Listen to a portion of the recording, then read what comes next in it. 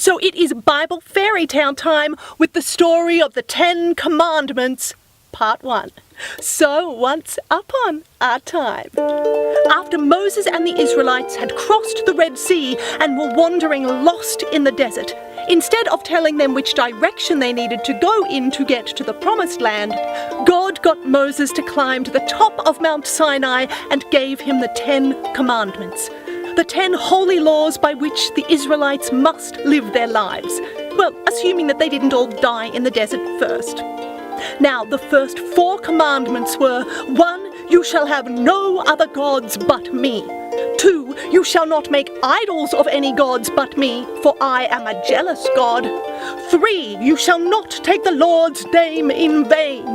And 4. Remember the Sabbath day, for it is holy, it is the Lord's day. Proving that God is basically just like a petty, insecure and jealous boyfriend who can't handle you having any idols or pictures up of any gods you may have been with before him, who does not want you to talk back, and who insists on there being at least one day a week where you have to get down on your knees and show him how much you love him. Now, the 5th commandment was honor your father and your mother, but probably more your father, because, as anyone who has read the Bible knows, women aren't real people. 6. You shall not murder, which is more a case of do as I say and not as I do as far as God is concerned. 7. You shall not commit adultery. However, if you happen to be the wife of the very first man on earth, but you only have sons, yet it's your responsibility to continue the species, then a little bit of incest is going to be fine. 8. You shall not steal, unless it's stealing land, property, virgin women and children from other races who don't worship your God.